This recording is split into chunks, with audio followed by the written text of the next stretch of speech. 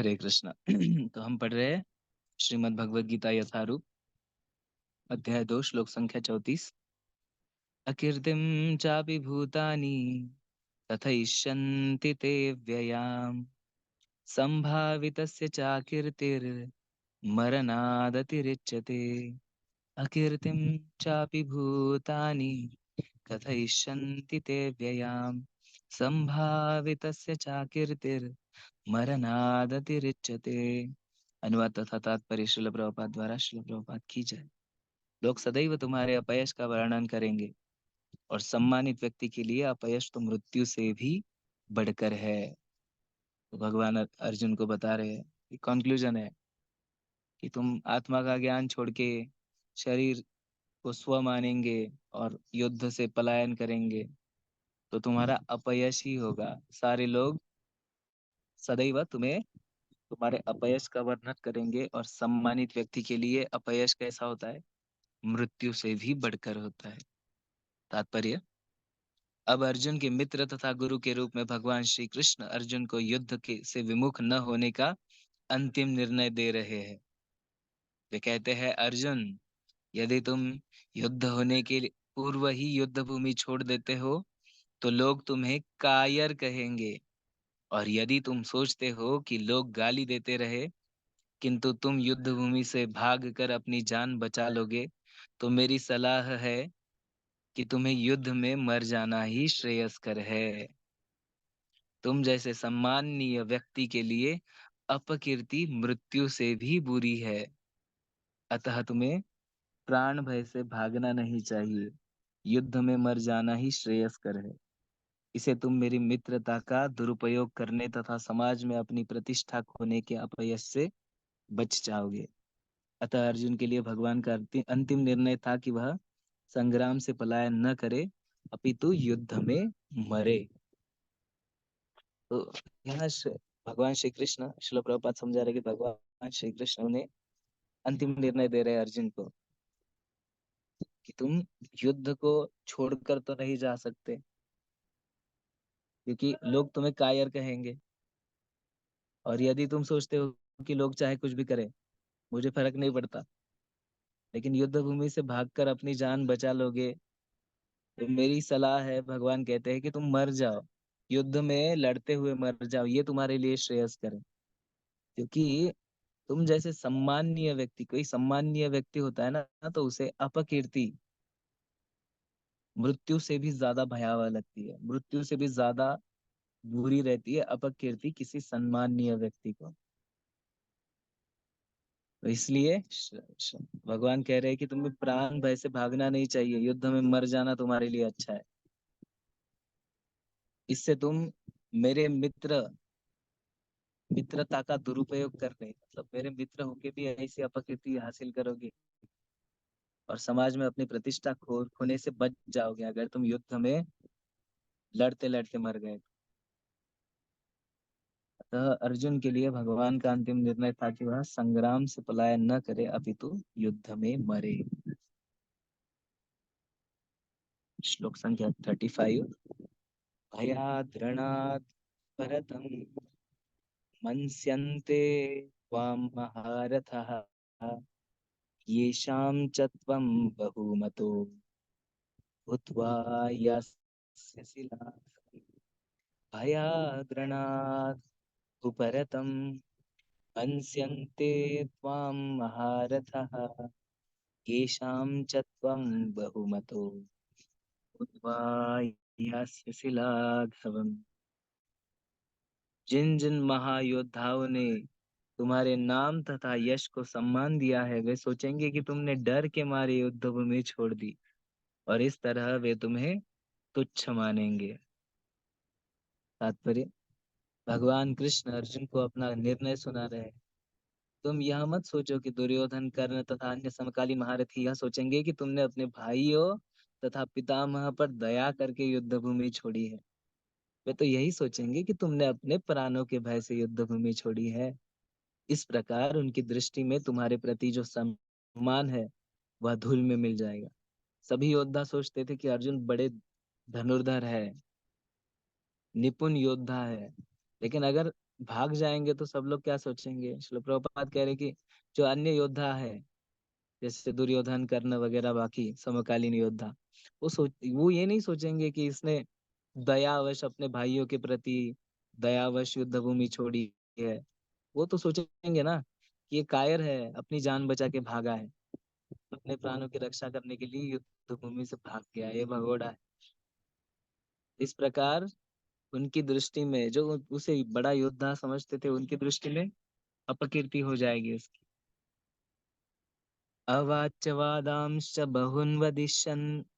बहुन् वदिष्यन्ति तवाहितः निन्दन्तस्तव सामर्थ्यं तथो दुःखतरं नु किम्। अवाच्यवादांश्च बहुना वदिष्यन्ति तवाहितः निन्दन्तस्तव सामर्थ्यं ततो दुःखतरं नु किम्। तुम्हारे शत्रु अनेक प्रकार के कटु शब्दों से तुम्हारा वर्णन करेंगे और तुम्हारी सामर्थ्य का उपहास करेंगे। तुम्हारे शत्रु अनेक प्रकार के कटु शब्दों से तुम्हारा वर्णन करेंगे और तुम्हारी सामर्थ्य का मजाक उड़ाएंगे। तुम्हारे लिए इससे दुखदाई और क्या हो सकता है? तात्पर्य, प्रारंभ में ही भगवान कृष्ण को अर्जुन के अयाचित दया भाव पर आश्चर्य हुआ था और उन्होंने इस दया भाव को अनार्यो अनार्योचित बताया था। अब उन्होंने विस्तार से अर्जुन के तथाकथित दया भाव के विरुद्ध कहे गए अपने वचनों को सिद्ध कर दिया है। तो जो दया भाव था वो वास्तविकता में हृदय की दुर्बलता के कारण था, जब शरीर समझ रहा था, इसलिए अर्जुन। तो इसलिए अभी यहाँ पे भगवान ने अपनी बात रखी पहले और फिर कंक्लूजन दे रहे हैं कि तुम्हें लड़ने के सिवाय दूसरा कोई उपाय ही नहीं है। और ये जो दया भाव है तथाकथित, जो तुम बता रहे थे, वो वास्तविकता में काम की नहीं है। तुम्हें जो तुम्हारा कर्तव्य है, क्षत्रिय धर्म है, उसको निभाना ही पड़ेगा। अतो वा प्राप्स्यसि स्वर्गम।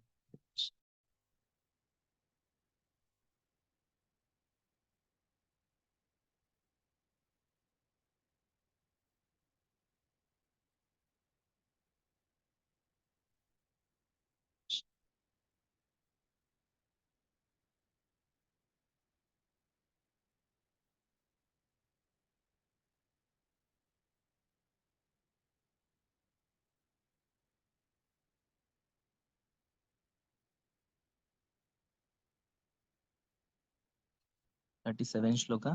अतो वा प्राप्स्यसि स्वर्गं जित्वा वा भोक्ष्यसे महिम् तस्मादुत्तिष्ठ कौन्तेय युद्धाय कृतनिश्चय। हे कुंती पुत्र, तुम यदि युद्ध में मारे जाओगे तो स्वर्ग प्राप्त करोगे और यदि जीत जाओगे तो पृथ्वी के साम्राज्य का भोग करोगे। अतः दृढ़ संकल्प करके खड़े हो जाओ और युद्ध करो। भगवान कह रहे तस्माद उत्तिष्ठ कौन्तेय, उत्तिष्ठ कौन्तेय, दृढ़ संकल्प के साथ खड़े रहो और युद्ध करो।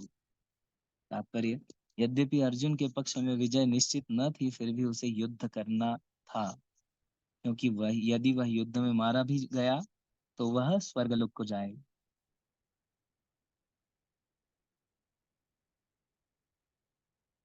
38। सुख दुखे समे कृत्वा लाभालाभौ जया जयो ततो युद्धाय युज्यस्व नैवं पापम् अवाप्स्यसि। सुख दुखे समे कृत्वा लाभालाभौ जया जयो ततो युद्धाय युज्यस्व नैवं पापम् अवाप्स्यसि। बहुत सुंदर श्लोक है ये। तुम सुख या दुख, हानि या लाभ, विजय या पराजय का विचार किए बिना युद्ध के लिए युद्ध करो। ऐसा करने पर तुम्हें कोई पाप नहीं लगेगा।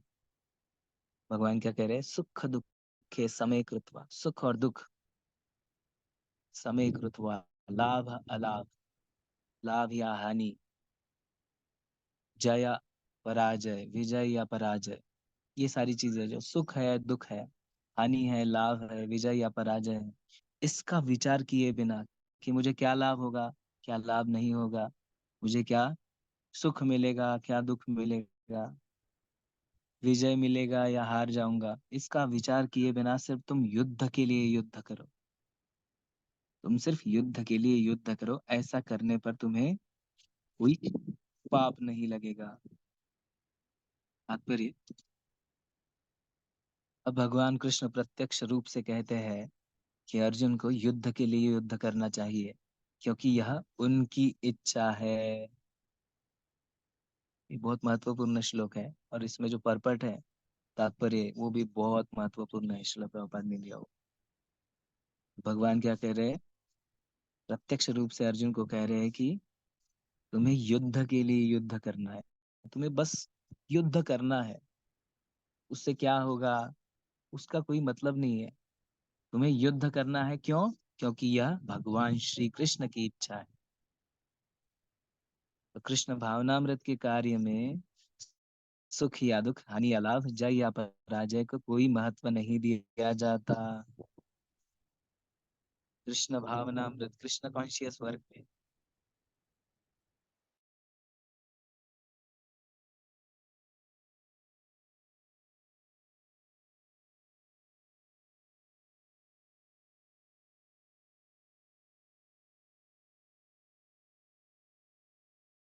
दिव्य चेतना तो यही होती होगी कि हर कार्य कृष्ण के निमित्त किया जाए।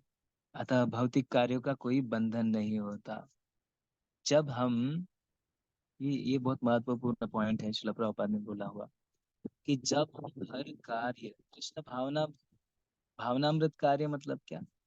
जब हम हर कार्य भगवान श्री कृष्ण की प्रसन्नता के लिए करें, या भगवान श्री कृष्ण को केंद्र में रख के करें, तो ऐसे कार्य, ऐसी चेतना में किए हुए कार्य, दिव्य चेतना तो यही है कि हर कार्य श्री कृष्ण के निमित्त किया जाए, श्री कृष्ण के लिए किया जाए।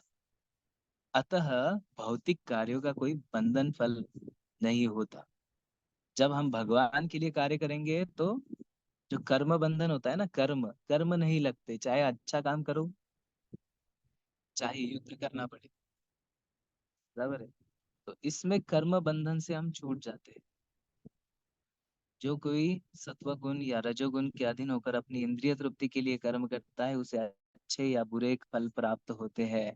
लेकिन जो कृष्ण भावनामृत के कार्यों में अपने आप को समर्पित कर देता है, वह सामान्य करने वाले के समान किसी का कृतज्ञ या ऋणी नहीं होता।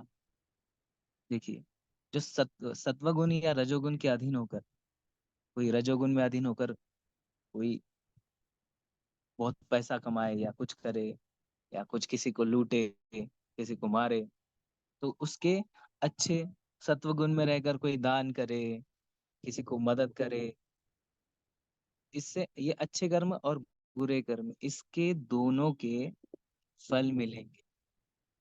इंद्रिय तृप्ति के लिए कर्म करते हैं लोग इन तीन गुणों के अधीनत्व में, और इससे क्या प्राप्त होता है? या तो अच्छे फल प्राप्त होते हैं, पुण्य कर्म करेंगे तो अच्छे फल प्राप्त होंगे, पाप कर्म करेंगे तो बुरे फल प्राप्त करेंगे। लेकिन जो कृष्ण भावनामृत के कार्य को अपने आप को समर्पित कर देता है, जो भगवान के लिए कार्य करता है, जो भगवान ने जो दिया, मार्गदर्शन दिया है, उसके आधार पे अपना जीवन व्यतीत करता है, पूर्ण जीवन भगवान श्री कृष्ण से केंद्रित करता है, तो उसे ना अच्छे ना बुरे फल प्राप्त होते हैं। वह सामान्य कर्म करने वाले के समान किसी का कृतज्ञ या ऋणी भी नहीं होता। जैसे सामान्य कर्म करने वाले लोग हमेशा किसी के ऋण में रहते हैं या कृतज्ञ रहना पड़ता है, लेकिन जो कृष्ण के लिए समर्पित होते हैं, वह सामान्य करने वालों की समान किसी का कृतज्ञ या ऋणी नहीं होता। ये भागवतम में कहा गया है 11.5.41। देवर्षिर्भूतान भूतात्म नृणां पितॄणां न किंकरो नायं ऋणी च राजन् सर्वात्मा यः शरणं शरण्यं गतो मुकुंदम परिहत्य कृतम्। क्या कहा गया है श्रीमद् भागवतम के 11वें स्कंद में? जिसने अन्य समस्त कार्यों को त्याग कर भगवान श्री कृष्ण, मुकुंद श्री कृष्ण की शरण ग्रहण कर ली, वह न तो किसी का ऋणी होता है और न किसी का कृतज्ञ, चाहे वे देवता हो, साधु हो, सामान्य जन हो अथवा परिजन, मानव जाति के पीतर भी क्यों ना हो। तो इस श्लोक में अर्जुन को अप्रत्यक्ष रूप से इसी का संकेत दिया है। इसकी व्याख्या अगले श्लोकों में और भी स्पष्टता से की जाएगी। तो यह श्लोक क्या समझाता है हमें कि जो भगवान के कार्य में लगते हैं, जो भक्ति करते हैं, जिनका पूरा जीवन भगवान श्री कृष्ण पे केंद्रित होता है और जिन्होंने भगवान श्री कृष्ण की पूर्णतः ग्रहण ली है, शरण ग्रहण ली है, तो उनको किसी का भी ऋण नहीं होता ना उनको। मतलब हम अगर देखा जाए ना, तो हमारा जीवन वास्तविकता में जो कुछ भी चल रहा है, हम बहुत लोगों के ऋणी हैं। परिवारजनों के ऋणी हैं, देवताओं के ऋणी हैं, क्योंकि देवताएं हमें सब कुछ मतलब देवता जो है वो भगवान के एक सेवक है, तो भगवान की सेवा में वो जो जीव है उन लोगों को कुछ सुविधा पहुंचाते हैं। जैसे इंद्र हमें बारिश देते हैं, सूर्य देव हमें प्रकाश देते हैं, है ना। तो ऐसे बहुत सारे देवता हैं, तो वो भी हमारे जो कार्य चल रहे हैं, जैसे पैर के नाखून से लेके सिर के बाल तक, जो भी हमारे शरीर में है उसको भी प्रॉपरली मेंटेन करने के लिए एक एक देवता है, जो जिसकी कृपा से हमारा शरीर भी चलता है। तो अगर हम देखा जाए, तो ऐसे देवताओं के, परिवारजनों के, पितृजनों के, साधु जनों के, ऐसे बहुत लोगों के ऋणी होते हैं, उनके कृतज्ञ होते हैं। लेकिन अगर कोई भगवान श्री कृष्ण को पूर्णतः समर्पित है, शरणागत है, तो उसे इन किसी का भी ऋण नहीं लगता। वह किसी भी प्रकार का ऋणी नहीं होता। मतलब इनके प्रति उसकी जो बाकी लोगों के प्रति, बाकी देवताओं के प्रति, पितरों के प्रति जो भी उसके कर्तव्य है वो नहीं भी करेगा तो चलेगा, लेकिन भगवान श्री कृष्ण के प्रति पूर्णतः समर्पित होना चाहिए। तो श्रील प्रभुपाद ने हमें जो कृष्ण भावनामृत आंदोलन पूर्णतः भगवान श्री कृष्ण पे समर्पित, तो फिर किसी भी चीज का हमें कोई ऋण नहीं रहता है, किसी के भी प्रति हम ऋणी नहीं रहते, ना किसी देवता के प्रति, ना किसी व्यक्ति के प्रति, ना पितृजनों के प्रति। कहा जाता है कि जैसे वृक्ष है, बड़ा बड़ा वृक्ष है समझो, तो उसे पानी कहाँ कहाँ दिया जाता है, कहाँ देते हैं पानी उस वृक्ष को बढ़ने के लिए? नीचे उसके जो मूल है वहां पे पानी देंगे तो पूरा वृक्ष प्रफुल्लित हो जाएगा, पोषित हो जाएगा। लेकिन अगर हम सोचेंगे कि नहीं, मैं इधर ये जो फल लगा है ना इसको पानी दूंगा, या ये जो टहनी है इसको पानी दूंगा, या इसकी जो ये पत्ते हैं उसको पानी दूंगा, तो काम चलेगा क्या? हमें पेड़ के मूल को पानी देना पड़ेगा, तभी पूरा पेड़ संतुष्ट हो जाएगा। दूसरा उदाहरण दिया जाता है कि जैसे हमारे शरीर में इतने सारे अवयव है, तो हम खाना सिर को खिलाएंगे कि आंखों को खिलाएंगे कि पैर को खिलाएंगे? पैर ने अगर सोचा कि नहीं, मैं आज खाना खुद को ही खिला दूंगा, तो चलेगा क्या? हमें पेट को खाना खिलाना पड़ेगा। पेट से ही फिर पूरे सारे इंद्रिय अपने तुष्ट हो जाएंगे और शक्ति संचारित हो जाएगी पेट से।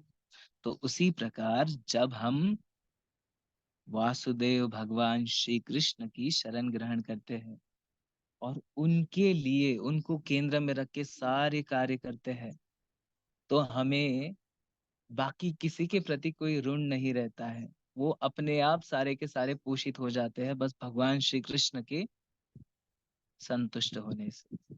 तो हमारे जीवन का परम उद्देश्य वही है कि मुकुंदम शरण्यम गतो मुकुंदम परिहत्य कृतम, भगवान श्री कृष्ण की शरण ग्रहण करनी है और सारे कार्य भगवान श्री कृष्ण को केंद्र में रख के करने।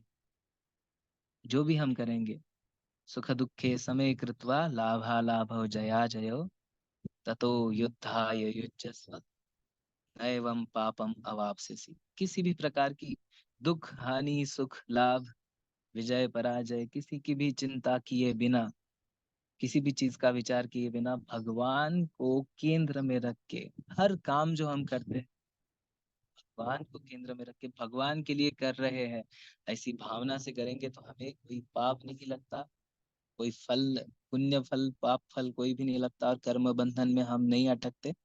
और जब भगवान को शरणागत होकर कार्य करेंगे तो बाकी सभी देवता पितृगण ऋषिगण भक्तगण सब लोग परिवारजन सब लोग अपने आप संतुष्ट हो जाते, तो उनके प्रति भी कोई ऋण नहीं रहता।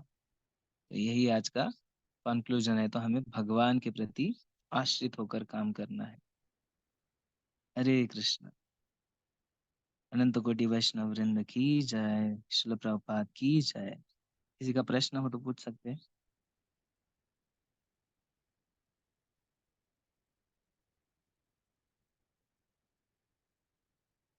ठीक है, हरे कृष्ण।